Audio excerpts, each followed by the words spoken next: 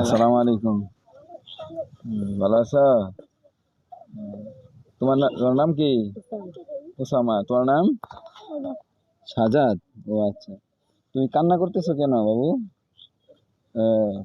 তোমার মার কথা মনে পড়ছে? হুম। আরে, তোমাদের বাড়ি কোথায়?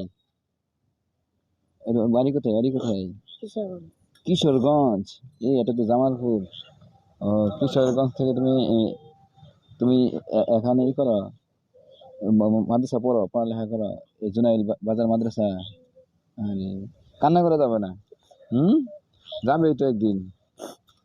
তোমার আমার কথা তো মনে পড়বে, মনে পড়লেও থাকতে হবে, ঠিক আছে?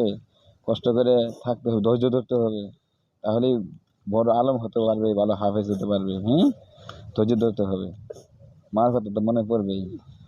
কান্না করা যাবে না একটু? কান্না করো না তো। তোমার কি লাগে ভাই? সতেরো ভাই না? কান্না করো না, ভালো ভালো হয়ে যাবে। কান্না করতো না আম্মু। হ্যাঁ, আসবে, ঠিক আছে? আর আসবে, তুমি যাবে কিছুদিন পরে, 1 মাস পর বাড়ি যাও না? 1 মাস পর ছুটি দেয় না হুজুর? হুম। আর কতদিন পরে ছুটি বাড়িতে যাও?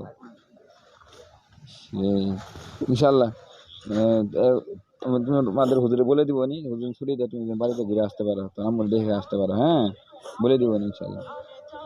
দর্শক, এই ছাত্রদের সবাই দোয়া করবেন। দেখেন কত দূর থেকে এসেছে, সুদূর কিশোরগঞ্জ থেকে এসেছে আমাদের জামালপুরে।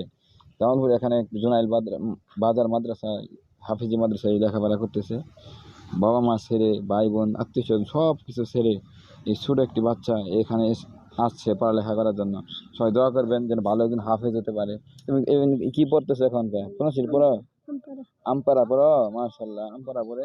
সবাই দোয়া করবেন ভালো একজন হাফেজ হতে পারে, হাফেজ আবার ভালো একজন আলেম হতে পারে। এই জন্য দোয়া করবেন সবাই ওনার জন্য। ঠিক আছে। আসসালামু আলাইকুম।